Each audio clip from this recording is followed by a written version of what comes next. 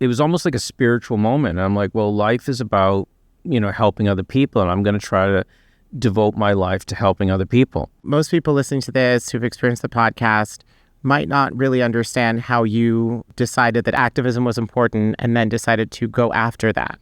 What was that journey like for you? I write about this in the book, and it's going to sound a little bit corny, and I hesitated to put this in the book because it's very vulnerable. But when I was very, very young, maybe like 11 years old in summer camp, and I was like, on a swing set and like having this like, why am I here? What is life about?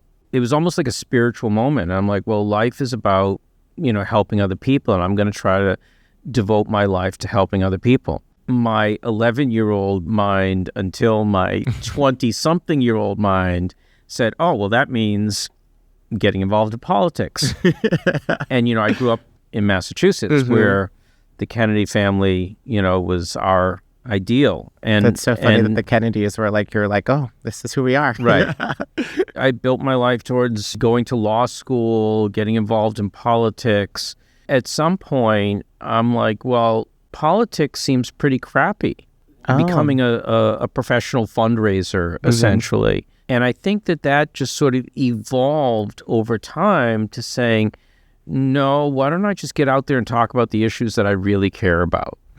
I still, want to help people and give back. And I think that's sort of like where it all comes from for me. My activism started, very, very young. That's but it took me a while to figure out like how to do it, which is one reason why I think the book is important, because I think you can read it or listen to it and be like, oh, this can help me figure out how to start doing something and making a difference about something I really care about.